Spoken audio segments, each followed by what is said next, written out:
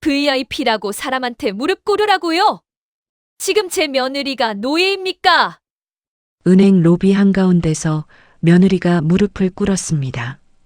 그 앞엔 학원 원장 서미랑과 지점장이 있었습니다. 그때 지점장이 말합니다. 직원이 실수했으니 무릎 꿇고 사과해. 그 말이 떨어진 순간 조용하던 시어머니 순애가 앞으로 나섰습니다. 손에는 낡은 공책 한 권과 서류 봉투가 들려 있었습니다. 이 서류들 오늘 여기서 다 열어봅시다. 누가 진짜 잘못했는지.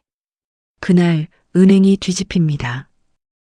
시골 장터 입구 30년 넘게 그 자리를 지켰던 분식집 간판이 내려지던 날, 박순애는 가게 문을 닫으며 한참을 그 자리에 서 있었습니다. 남편을 떠나보낸 지 2년 혼자서도 꿋꿋하게 버텨왔지만 무릎이 점점 말을 듣지 않았습니다. 오래 서 있으면 다리가 저리고 장사도 예전 같지 않았죠. 그때 서울에서 아들이 전화를 걸어왔습니다. 엄마, 이제 그만 올라오세요. 여기서 쉬면서 민준이나 봐주시면 안 돼요? 순애는 한참을 망설였습니다. 이 골목, 이 시장이 그녀의 전부였으니까요. 하지만 손자 민준이의 목소리가 전화기 너머로 들려왔습니다. 할머니, 빨리 와요. 할머니 보고 싶어요. 그렇게 순애는 서울로 올라왔습니다. 아들 부부가 사는 아파트는 깨끗하고 넓었지만 어쩐지 낯설기만 했습니다. 옆집이 누군지도 모르고 복도에서 마주쳐도 인사 한번 나누지 않는 사람들. 시골 장터에서는 상인들끼리 서로 안부를 묻고 힘든 일 있으면 함께 나서던 게 당연했는데 말이죠. 며느리 지영은 매일 아침 은행 유니폼을 입고 서둘러 나갔습니다. 초등학교 2학년인 민준이를 챙기느라 정신없이 움직이는 모습이 안쓰러웠습니다. 순애는 자연스럽게 손자의 등하교를 맡았습니다.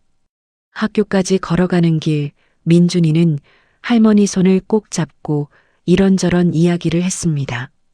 할머니, 우리 반에는 영어 학원 다니는 애들이 엄청 많아요.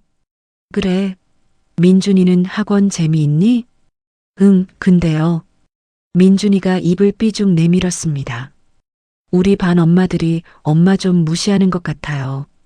특히 그 학원 원장 아주머니요. 맨날 엄마한테 뭐라 그래요. 그 말이 순애의 가슴에 묵직하게 남았습니다. 어린 손자가 느낄 정도라면 분명 뭔가 심상치 않은 일이 있는 거겠죠. 저녁이면 지영이 돌아왔습니다. 유니폼을 벗고 부엌으로 들어가는 며느리의 어깨가 유난히 구부정해 보였습니다. 순애가 물었습니다. 지영아, 오늘 힘든 일 있었니? 아니에요, 어머니. 괜찮아요. 괜찮다는 말뿐이었습니다. 하지만 표정은 전혀 괜찮아 보이지 않았습니다. 밥을 먹을 때도 말수가 적고 웃음도 어색했습니다. 예전에 명절 때 내려왔을 땐 그래도 밝게 웃던 며느리였는데 말이죠. 순애는 창밖을 바라보며 생각했습니다. 도시 생활이 낯설긴 했지만 사람 사는 모습은 어디나 비슷하다고 여겼습니다. 시장에서도 힘센 사람이 약한 사람을 누르려 하고 돈 있는 사람이 큰 소리 치는 건 마찬가지니까요. 예전에 상인의 총무를 맡았을 때가 떠올랐습니다. 건물주가 월세를 마음대로 올리고 구청에서는 노점상을 단속한다며 상인들을 몰아세우던 일들. 그때 순애는 상인들을 모아 구청에 직접 찾아갔었습니다. 회의록을 작성하고 사인을 받아 민원을 넣었죠. 결국 건물주도 한 발 물러섰고 구청 담당자도 태도가 달라졌습니다. 그런데 지금 이 도시에서 며느리가 겪고 있는 일은 뭔가 달랐습니다. 눈에 보이지 않지만 공기 중에 떠도는 긴장감 같은 것. 은행이라는 곳, 학교라는 곳에서 며느리가 어떤 대우를 받고 있는지 순애는 알 수 없었지만 손자의 말 한마디가 자꾸만 마음에 걸렸습니다. 며칠 후 순애는 민준이를 학교에 데려다주고 돌아오는 길에 학교 앞 학원가를 지나게 되었습니다. 큰 간판들이 줄지어 서 있었고 아이들이 하나둘 학원으로 들어가고 있었습니다.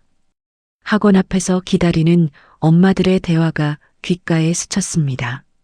그 학원 원장 진짜 대단하더라.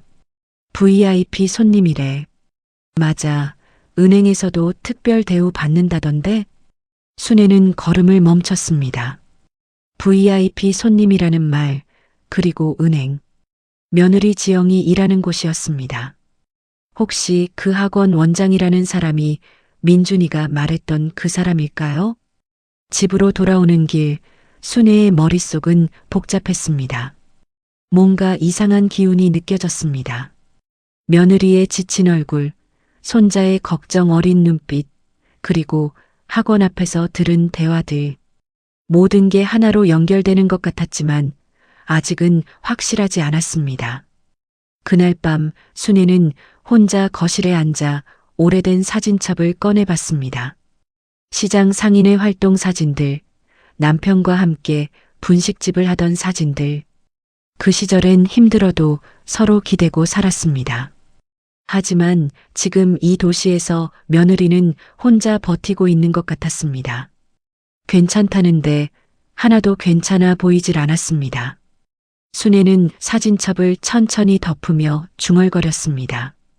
뭔가 해야 할 것 같은데 아직은 어떻게 해야 할지 몰랐습니다. 다만 한 가지는 확실했습니다. 이대로 가만히 있어선 안 된다는 것. 며칠 후 아침 지영은 평소보다 더 서둘러 집을 나섰습니다. 은행에 중요한 VIP 고객이 온다는 연락을 받았기 때문이죠. 순애는 며느리의 뒷모습을 바라보며 마음이 무거웠습니다. 어깨가 더 처진 것 같았으니까요. 오전 10시 은행 로비는 손님들로 붐볐습니다. 지영은 창구에 앉아 업무를 처리하고 있었습니다. 그때 자동문이 열리며 한 여성이 들어왔습니다. 40대 초반으로 보이는 그녀는 명품 가방을 들고 선글라스를 머리에 올린 채 당당하게 걸어왔습니다. 바로 서미란, 인근 대형 영어학원 원장이었습니다. 저기요, VIP 고객인데 여기서 기다려야 하나요? 서미란의 목소리는 날카로웠습니다. 지영이 공손하게 대답했습니다. 고객님, 잠시만 기다려주시면 바로 도와드리겠습니다. 잠시만이 얼마나 오래예요? 내가 여기 돈을 얼마나 넣어놨는데. 주변 손님들의 시선이 쏠렸습니다. 지영은 진땀을 흘리며 서류를 확인했습니다. 그런데 서류에 작은 실수가 있었습니다. 금액 표기에 쉼표 하나가 잘못 들어간 것이죠. 사실 실질적인 문제는 없는, 금방 수정할 수 있는 단순한 오타였습니다. 이게 뭐예요? VIP 고객한테 이런 식으로 서류를 준비해요? 서미란의 목소리가 더 커졌습니다. 그 순간 지점장 최동규가 다가왔습니다. 고객님, 무슨 일이십니까? 지점장님이시죠? 이 직원 서류도 제대로 못 이래서 지방대 출신은 안 된다니까요. 지영의 얼굴이 새빨개졌습니다. 지점장은 서미란의 비위를 맞추듯 웃으며 말했습니다. 죄송합니다, 고객님. 저희 직원이 좀 둔해서요. 제가 직접 처리해 드리겠습니다. 그 말에 지영은 입술을 깨물었습니다. 하지만 아무 말도 할 수 없었습니다. VIP 고객 앞에서, 지점장 앞에서 그녀는 그저 고개를 숙일 수밖에 없었습니다. 같은 날 저녁 6시 민준이 다니는 초등학교에서 학부모 모임이 있었습니다. 지영은 퇴근 후 급하게 학교로 향했습니다. 교실에 들어서니 이미 여러 학부모가 모여 있었고 맨 앞자리에는 서미란이 앉아 있었습니다. 바로 몇 시간 전 은행에서 자신을 모욕했던 그 사람이었습니다. 지영은 뒷자리에 조용히 앉았습니다.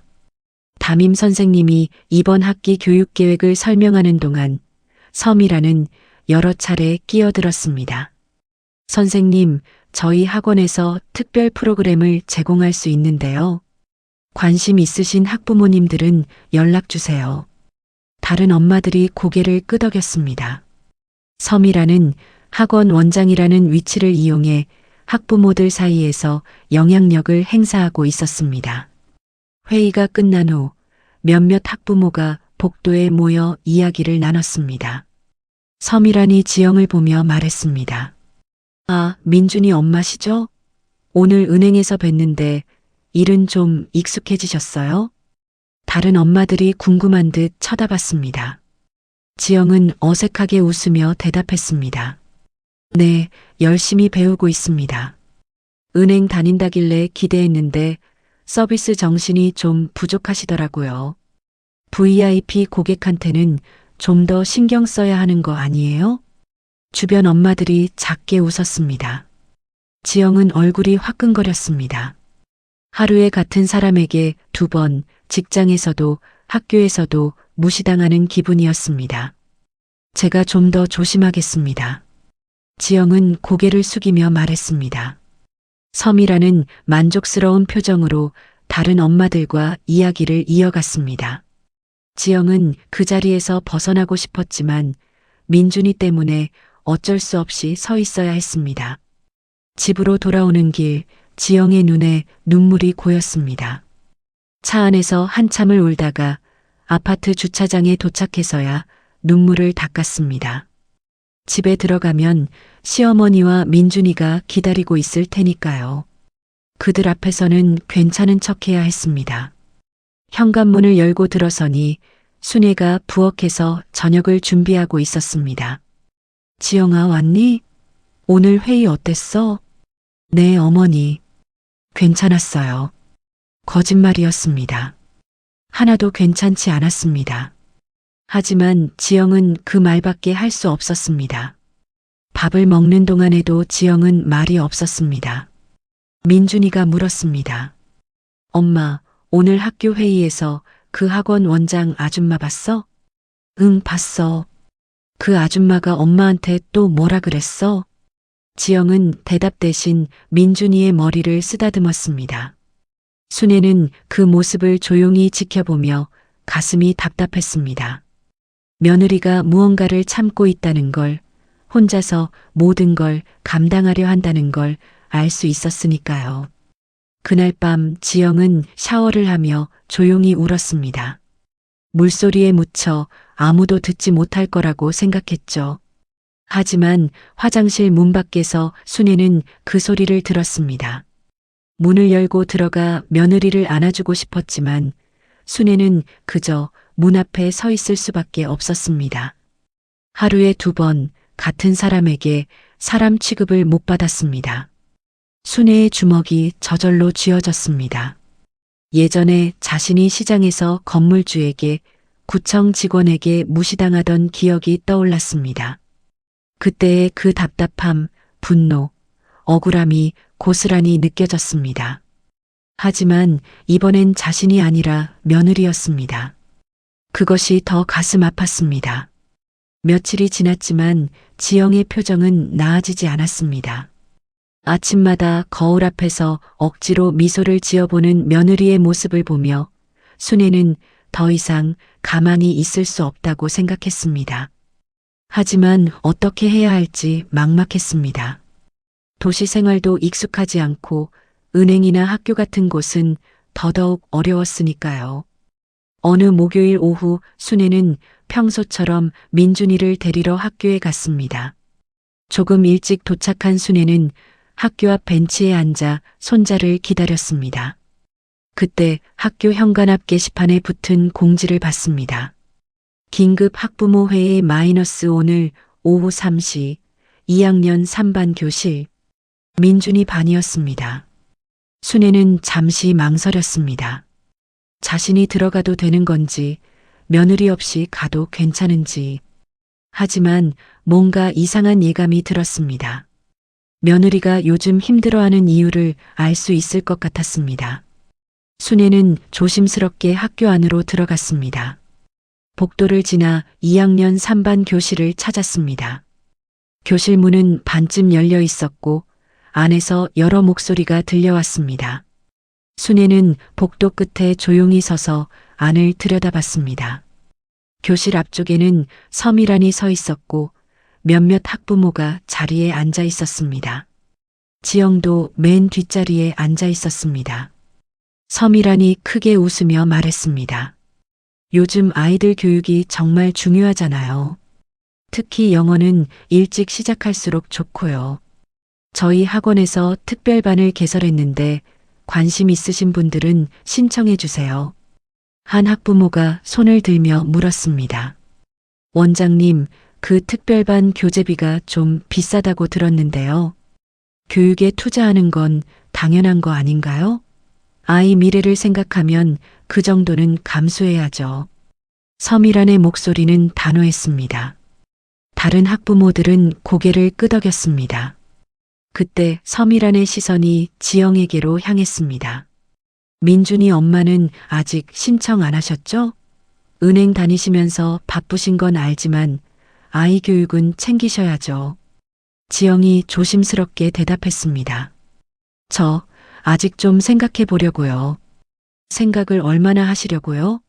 다른 아이들은 벌써 시작했는데 민준이만 뒤처지면 어떡해요? 주변 학부모들이 지영을 쳐다봤습니다. 지영의 얼굴이 빨개졌습니다. 죄송합니다. 제가 좀 더 알아볼 게 뭐가 있어요? 은행에서 일하시면서 VIP 고객 응대도 제대로 못하시는 분이 아이 교육은 제대로 챙기실 수 있으려나 모르겠네요. 복도에 서 있던 순애의 손이 떨렸습니다. 서미라는 계속해서 지영을 몰아세웠습니다. 애가 실수하면 엄마가 대신 죄송하다 해야죠. 그게 상식 아닌가요? 다른 학부모들이 웃었습니다. 누군가 작은 목소리로 말했습니다. 맞아요.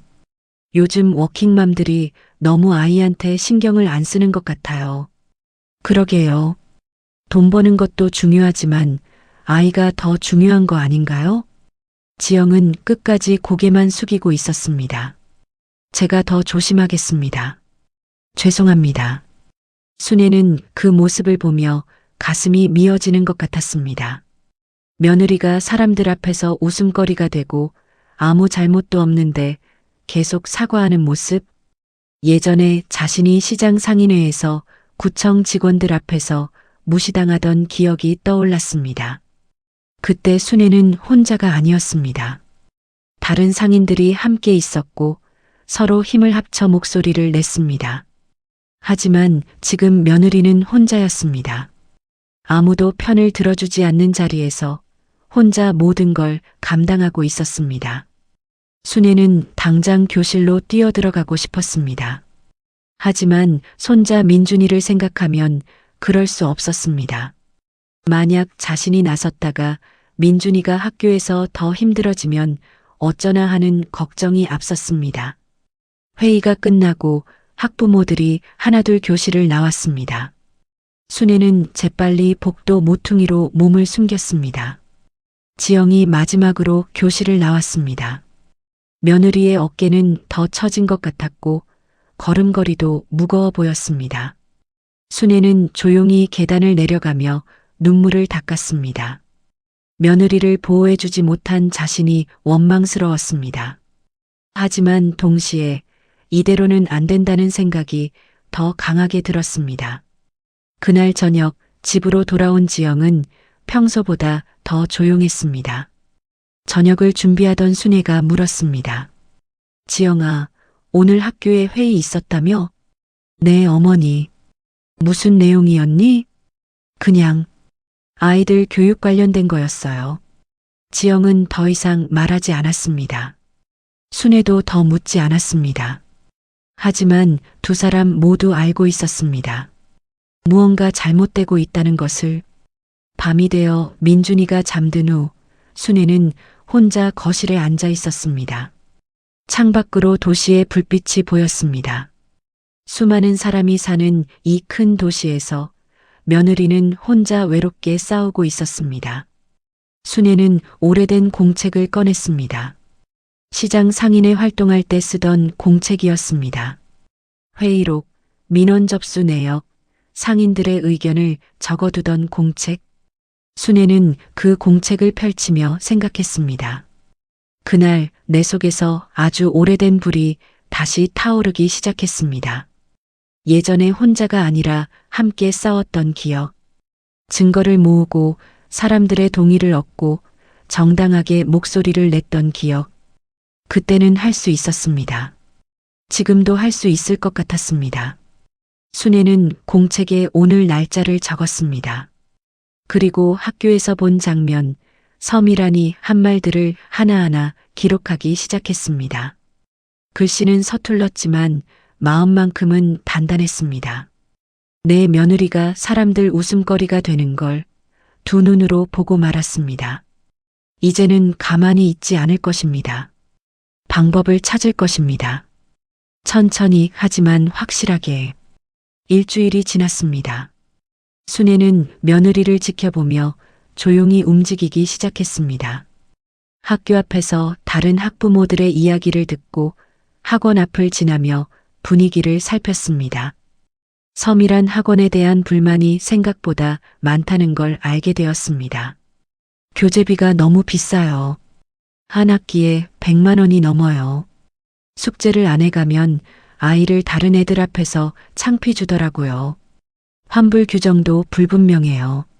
한번 등록하면 빠져나오기 힘들어요. 순애는 이런 이야기들을 공책에 적어두었습니다. 하지만 아직 확실한 증거가 필요했습니다.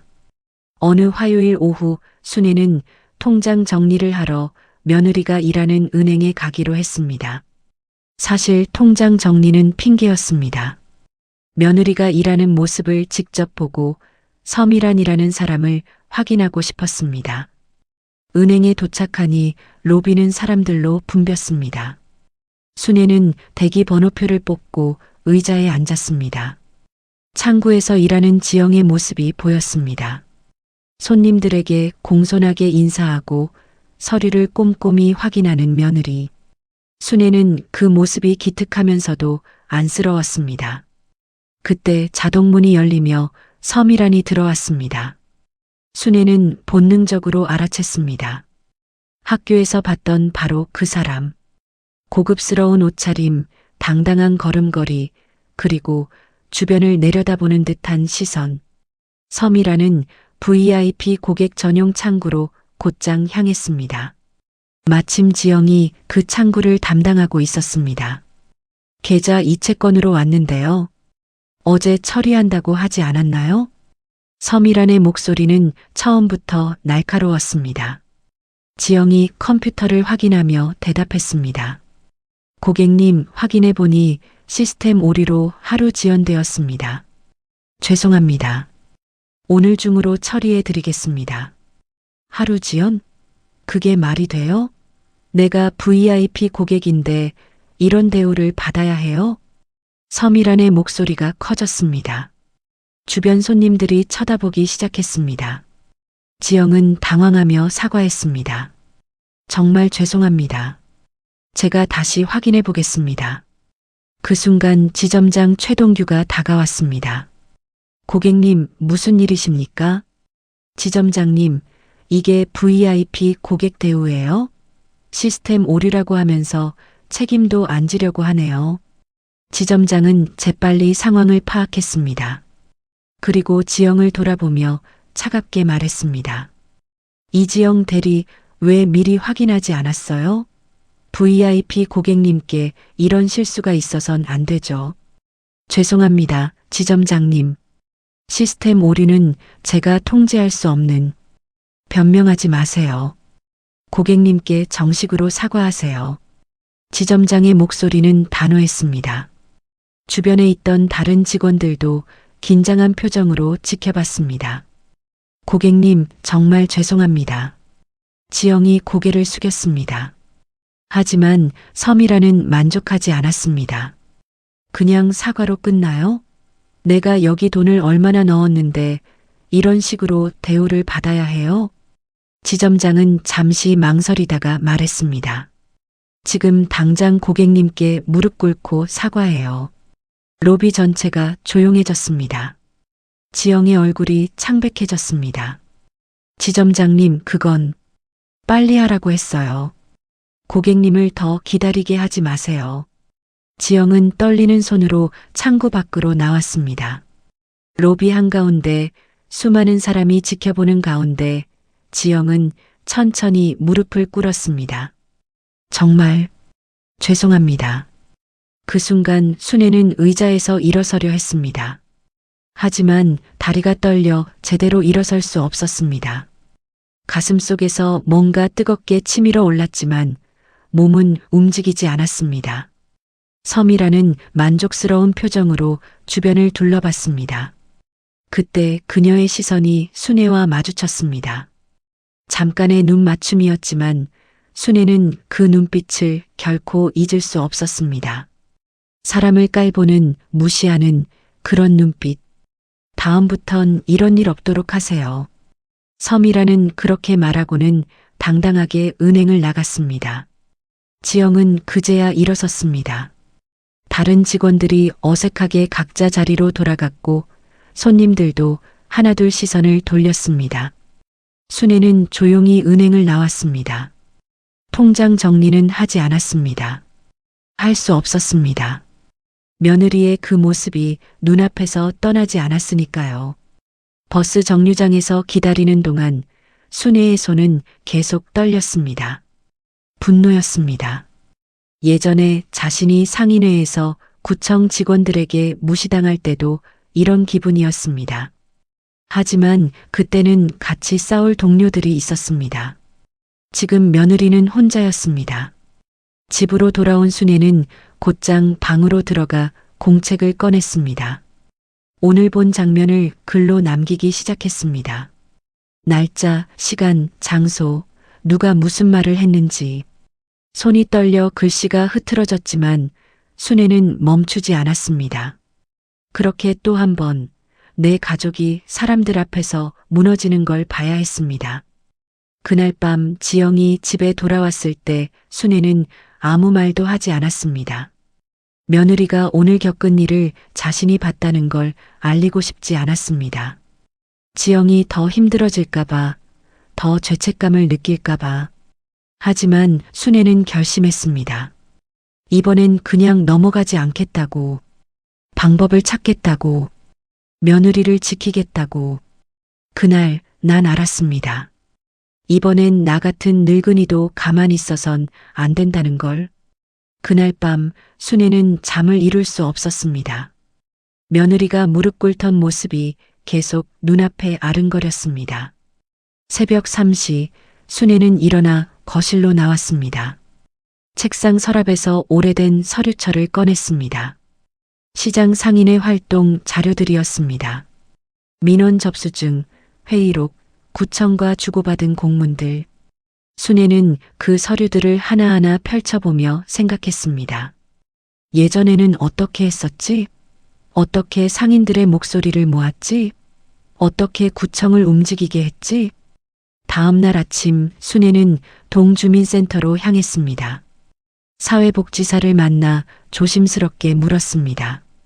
저기요, 학원 문제나 그런 걸 어디다 얘기하면 되나요?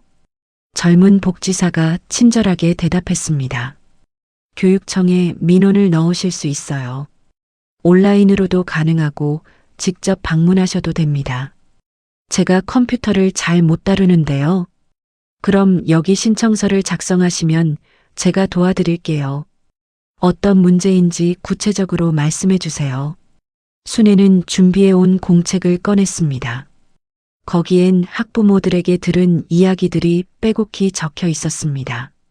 교재비 강매, 환불 거부, 아이들에 대한 차별적 언행. 복지사는 순애의 공책을 보며 놀란 표정을 지었습니다. 할머니, 이거 다 직접 적으신 거예요? 네, 며칠 동안 이것저것 들은 걸 정리했어요. 정말 꼼꼼하시네요. 이 정도면 충분히 민원 제기가 가능할 것 같아요. 민원 접수를 마치고 나오는 길, 순애는 조금 가벼워진 마음으로 학교로 향했습니다. 학교 시간에 맞춰 민준이를 데리러 가는 길이었습니다. 학교 앞에서 다른 학부모들을 만났습니다. 민준이 할머니시죠? 처음 뵙겠습니다. 한 엄마가 반갑게 인사했습니다. 순애도 공손하게 인사를 받았습니다. 민준이가 우리 아이랑 친하다고 하더라고요. 그래요? 민준이가 학교 이야기를 잘 안 해서 잘 모르겠네요. 혹시 저희도 그 학원 문제로 고민이 많거든요. 다른 엄마가 조심스럽게 말을 꺼냈습니다. 교재비가 너무 비싸서 부담스러워요. 그런데 빠져나오기도 어렵고요. 순애는 귀를 기울였습니다. 저희 아이도 숙제 못해갔다고 다른 애들 앞에서 혼났어요. 아이가 학원 가기 싫다고 울더라고요. 저도요. 환불받으려고 했더니 규정이 너무 까다로워서 포기했어요. 순애는 천천히 물었습니다.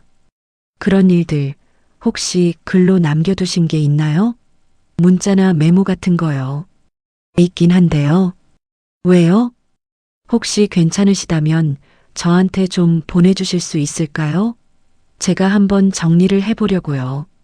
엄마들은 서로 눈빛을 교환했습니다. 그리고 고개를 끄덕였습니다. 할머니가 해주신다면 좋죠. 사실 우리끼리는 말만 많지 실제로 나서기는 무서워서요. 원장님이 워낙 영향력이 크니까요. 괜히 우리 아이만 찍힐까봐 걱정이에요. 순애는 이해한다는 듯 고개를 끄덕였습니다. 저도 그 마음 압니다. 그래서 제가 조용히 움직여 보려고요. 그날 저녁부터 순애의 휴대폰에는 학부모들의 문자가 쌓이기 시작했습니다. 학원비 영수증 사진, 환불 거부 문자 캡처, 아이들이 받은 차별 대우에 대한 증언. 순애는 하나하나 공책에 날짜와 함께 정리했습니다. 며칠 후 순애는 다시 은행을 찾았습니다. 이번에는 진짜 통장 정리를 하러 갔습니다. 하지만 다른 목적도 있었습니다. 은행의 분위기를 더 파악하고 가능하면 다른 직원들의 이야기도 들어보고 싶었습니다. 창구에서 업무를 보는 동안 순애는 젊은 직원과 대화를 나눴습니다. 할머니, 통장이 오래되셔서 새로 만드시는 게 좋을 것 같아요. 그래요? 그럼 새로 만들어야겠네요. 그런데 요즘 은행 일이 많이 힘들죠? 젊은 직원이 쓴웃음을 지었습니다. 힘들죠. 특히 VIP 고객들 눈치 보느라 직원들이 많이 힘들어요. 아, 그래요? 순애는 관심 있다는 듯 고개를 끄덕였습니다. 직원은 주변을 살피고는 작은 목소리로 말했습니다. 저번에도 VIP 고객이 소리 지르는데 지점장님이 직원한테 무릎 꿇고 사과하라고 하셨어요. 그거 진짜 아닌 것 같은데. 그런 일이 자주 있나요? 네, 종종요. VIP 고객들은 뭘 해도 되는 줄 아시나 봐요. 순애는 조용히 듣고만 있었습니다. 하지만 머릿속으로는 이 내용도 공책에 적어두어야겠다고 생각했습니다. 집으로 돌아온 순애는 공책을 펼쳤습니다. 이제 공책에는 학원 문제와 은행 문제가 모두 정리되어 있었습니다. 증거들, 증언들, 날짜와 시간까지. 예전에 상인의 회의록을 작성하던 습관이 살아났습니다. 순애는 작은 소리로 중얼거렸습니다. 내 며느리 일로 민원 좀 넣어보려 하는데요. 어디부터 가면 됩니까? 그날 밤 순애는 교육청 민원과 은행 본사 고객센터에 보낼 내용을 정리하기 시작했습니다. 화려한 말은 아니었지만 사실과 증거를 담은 글이었습니다. 글로 남기고 이름을 적고 날짜를 새겨 넣었습니다. 이번엔 내가 잊지 않으려고요. 며느리는 아직 몰랐습니다. 시어머니가 무엇을 준비하고 있는지. 하지만 순애는 확신했습니다. 이번엔 혼자 싸우게 두지 않겠다고. 2주가 지났습니다. 순애는 교육청에 정식 민원을 접수했고 은행 본사 고객센터에도 여러 차례 전화했습니다. 하지만 아직 뚜렷한 변화는 없었습니다. 조사에는 시간이 걸린다는 답변뿐이었습니다. 그러던 어느 금요일 오후 순애는 은행에서 연락을 받았습니다. 통장 관련 확인 사항이 있다는 내용이었습니다. 순애는 곧장 은행으로 향했습니다. 은행에 도착하니 로비에는 평소보다 사람이 많았습니다. 그리고 익숙한 얼굴들이 보였습니다. 학교에서 봤던 학부모 몇 명, 그리고 서미란. 순애는 조용히 대기석에 앉았습니다. 서미란은 VIP 창구로 가서 큰 소리로 말했습니다. 지난번에도 말했잖아요. 이런 실수가 또 있으면 안 된다고. 그런데 또 같은 문제가 생겼어요? 창구에는 지영이 서 있었습니다. 지영의 얼굴은 창백했습니다. 고객님, 죄송합니다. 제가 다시 확인해 보겠습니다. 확인? 확인은 또 며칠 걸려요? 내가 VIP 고객인데 이런 대우를 받아야 해요? 서미란의 목소리는 점점 커졌습니다. 다른 손님들이 쳐다보기 시작했고 함께 온 학부모들도 옆에서 거들었습니다. 맞아요. 은행이 이러면 안 되죠. VIP 고객한테 이렇게 하면 어떡해요? 지점장이 급히 나왔습니다. 고객님, 정말 죄송합니다. 제가 직접 처리하겠습니다. 지점장님, 지난번에도 같은 말씀하셨죠? 근데 또 이래요? 서미라는 만족스러운 표정으로 주변을 둘러봤습니다. 자신의 말 한마디에 은행이 움직이는 것을 즐기는 듯 했습니다. 이지영 대리, 지금 당장 고객님께 정식으로 사과하세요. 지점장의 목소리는 차가웠습니다. 지영은 떨리는 목소리로 대답했습니다. 죄송합니다, 고객님. 그냥 말로만 사과해요? 진심이 없는데? 서미란이 비웃듯 말했습니다. 그 순간 대기석에 앉아있던 순애가 일어섰습니다. 천천히 하지만 확실하게 로비 중앙으로 걸어갔습니다. 오늘은 내가 대신 얘기해 보려고요. 모든 사람의 시선이 순애에게로 향했습니다. 서미란이 눈을 가늘게 뜨며 물었습니다. 당신은 누구예요? 저요? 저는 그냥 이 직원 시어머니입니다. 주변이 웅성거렸습니다. 지영은 놀란 표정으로 순애를 바라봤습니다. 어머니. 순애는 지영을 향해 잠깐 미소를 짓고는 다시 서미란을 향해 돌아섰습니다. 그리고 가지고 온 봉투에서 공책과 서류를 꺼냈습니다. 오늘 여기 계신 분들 잘 들어보세요. 누가 진짜 잘못했는지 같이 확인해 봅시다. 서미란의 얼굴이 굳어졌습니다. 뭐 하시는 거예요? 여기서 이러면 안 되죠.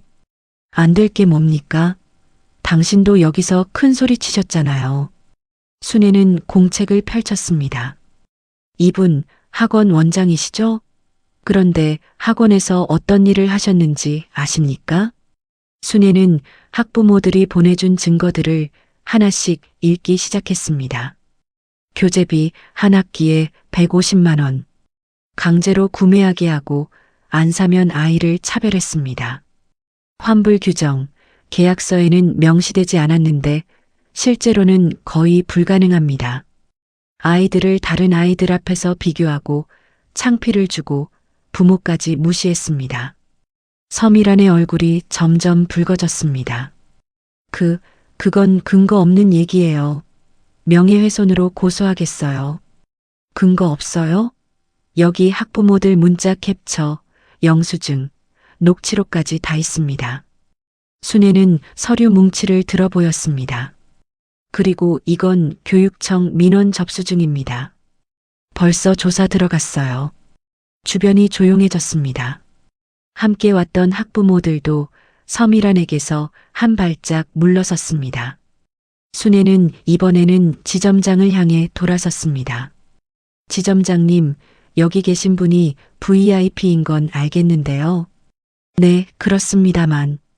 그럼 제 며느리는 뭡니까? 직원이라고 사람도 아닌 겁니까? 지점장은 말문이 막혔습니다. 저는 시골에서 평생 분식집 하던 사람입니다. 배운 것도 없고 법도 잘 모릅니다. 순애의 목소리는 떨렸지만 단호했습니다. 하지만 한 가지는 압니다. 돈이 사람을 높이는 게 아니라 사람이 돈을 어디다 쓰는지가 그 사람 높이를 정한다는 거요. 뭐라고요? 서미란이 당황해하며 소리쳤습니다. 저 할머니 때문에 업무 방해받고 있어요. 지점장님, 이거 괜찮아요? 하지만 지점장은 대답하지 못했습니다. 주변 손님들이 순애 편에서 고개를 끄덕이고 있었으니까요. 그때 젊은 직원 한 명이 조심스럽게 앞으로 나왔습니다. 제가 증언하겠습니다. 지난번에도 이 고객님 때문에 직원이 무릎 꿇었어요. 지점장님이 시키셨어요. 다른 직원도 고개를 끄덕였습니다. 순애는 다시 공책을 펼쳤습니다. 이 말 제가 어디다 가져가야 할지 잘 압니다.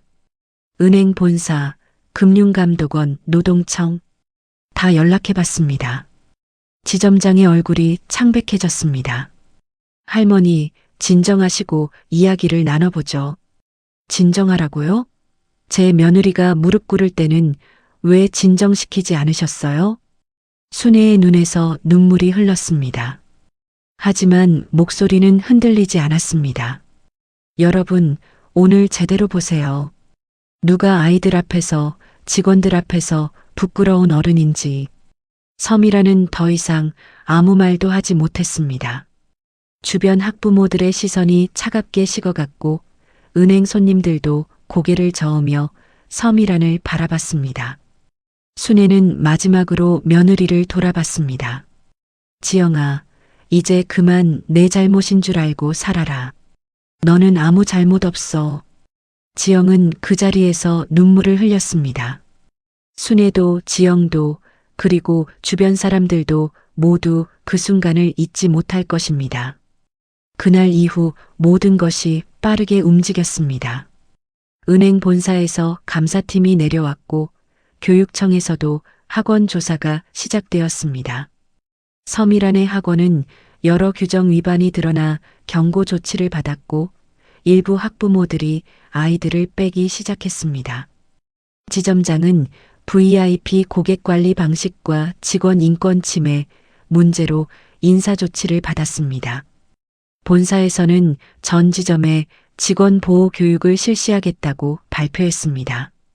하지만 순애에게 가장 중요했던 건 그런 결과가 아니었습니다. 며느리의 변화였습니다. 일주일 후 저녁 지영은 처음으로 순애 앞에서 제대로 울었습니다. 거실 소파에 앉아 그동안 참아왔던 모든 것을 쏟아냈습니다. 어머니, 저는 정말 제 잘못인 줄 알았어요. 순애는 며느리의 등을 천천히 두드렸습니다. 무슨 잘못이 있어? 내가 뭘 잘못했니? 은행에서도 학교에서도 사람들이 저를 무시할 때마다 제가 부족해서 그런 줄 알았어요. 아니야. 내가 부족한 게 아니라 저 사람들이 잘못한 거야. 처음엔 참으면 될 줄 알았어요. 제가 더 잘하면, 더 노력하면 달라질 줄 알았어요. 지영의 목소리는 떨렸습니다. 하지만 아무리 잘해도 소용없었어요. 저는 그냥 VIP가 아니니까, 학원 원장이 아니니까, 그래서 무시당해도 되는 사람인 것처럼 느껴졌어요. 순애는 며느리의 손을 꼭 잡았습니다. 지영아, 들어봐. 사람값은 돈이나 지위로 매기는 게 아니야. 하지만 내가 시장에서 분식집 할 때도 그랬어. 건물주가 월세 올린다고 하면 우리는 그냥 당해야 하는 줄 알았지. 구청에서 노점 치우라고 하면 우리는 그냥 물러나야 하는 줄 알았어. 순애의 목소리도 떨렸습니다. 하지만 상인들이 모여서 목소리를 내니까 달라지더라고. 혼자서는 못 이기지만 함께 싸우면 이길 수 있다는 걸 배웠어. 어머니, 근데 너는 혼자였잖아. 직장에서도 학교에서도 아무도 내 편을 들어주지 않았잖아. 지영은 고개를 끄덕였습니다. 그래서 내가 나선 거야. 너 혼자 싸우게 둘 수 없어서. 어머니, 저 때문에 이렇게까지 하시면 안 되는데. 내 때문만이 아니야. 순애는 창밖을 바라봤습니다. 내가 예전에 당했던 거, 너한테만큼은 다시 안 보려고 그런 거다. 그리고 순애는 며느리를 다시 바라봤습니다. 너는 내 가족이야. 가족을 지키는 게 뭐가 잘못이니? 지영은 순애의 품에 안겨 한참을 울었습니다. 순애도 조용히 눈물을 닦았습니다. 그때 방에서 민준이가 나왔습니다. 잠든 줄 알았는데 아이도 울고 있었습니다. 할머니, 엄마. 민준이는 두 사람에게 달려와 안겼습니다. 할머니 고마워요. 우리 엄마 지켜줘서. 순애는 손자의 머리를 쓰다듬었습니다. 민준아, 할머니가 하나 가르쳐 줄게. 세상에는 나쁜 사람도 있지만 착한 사람도 많아. 그리고 나쁜 사람한테는 가만히 있으면 안 돼. 네, 할머니. 목소리를 내야 해. 잘못된 건 잘못됐다고 말할 수 있어야 해. 그게 용기야. 민준이는 고개를 끄덕였습니다. 그날 밤 세 사람은 거실에서 함께 시간을 보냈습니다. 오랜만에 웃음소리가 집안에 퍼졌습니다. 며칠 후 지영은 은행에서 정식으로 사과를 받았습니다. 지점장은 교체되었고 새로운 지점장은 직원들을 모아 회의를 열었습니다. 앞으로는 어떤 고객이든 직원을 무시하거나 인권을 침해하는 행동은 용납하지 않겠습니다. 직원들은 박수를 쳤습니다. 지영도 조심스럽게 박수를 쳤습니다. 학교에서도 변화가 있었습니다. 서미라는 더 이상 학부모 모임에 나타나지 않았고 다른 학부모들은 지영에게 사과했습니다. 그동안 미안했어요. 우리도 겁이 나서 아무 말 못했어요. 괜찮아요. 저도 이해해요. 지영은 이제 학교 앞에서 다른 학부모들과 편하게 이야기를 나눌 수 있게 되었습니다. 저녁 식사 자리에서 아들이 뒤늦게 물었습니다. 엄마, 이런 일이 있었는지 왜 진작 말씀 안 하셨어요? 순애가 대신 대답했습니다. 내가 알았으면 뭘 할 수 있었니?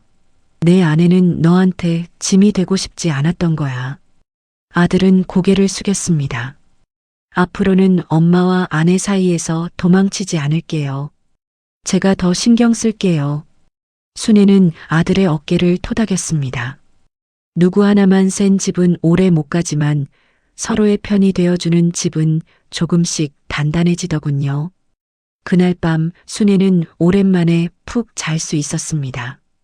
며느리도 손자도 아들도 모두 편안한 표정으로 잠들었습니다. 이젠 울어도 된다.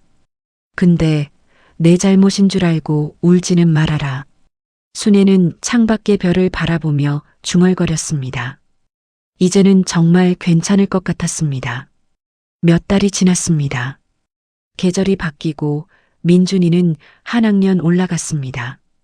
지영은 여전히 은행에서 일하고 순애는 여전히 손자를 돌봅니다. 하지만 모든 것이 전과는 달랐습니다. 지영은 이제 당당하게 손님들을 대하고 민준이는 학교에서 밝게 웃습니다. 순애는 가끔 오래된 공책을 꺼내 그날의 기록을 읽어봅니다. 가만히 있지 않았다는 것, 그게 내가 할 수 있는 전부였고 그걸로 충분했습니다. 순애는 창밖을 바라보며 생각합니다. 자신은 특별한 사람이 아니었습니다.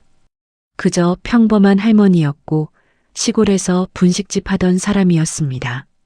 하지만 그런 사람도 용기를 낼 수 있다는 걸, 가족을 지킬 수 있다는 걸 배웠습니다. 여러분의 생각은 어떠신가요? 만약 여러분이 주인공이었다면 어떤 선택을 하셨을까요? 오늘 이야기가 마음에 와닿으셨다면 구독과 좋아요, 그리고 알림 설정까지 부탁드립니다. 여러분의 이야기도 들려주세요. 댓글로 의견을 나눠주시면 감사하겠습니다. 다음에도 더 좋은 이야기로 찾아뵙겠습니다. 오늘도 좋은 하루 되세요.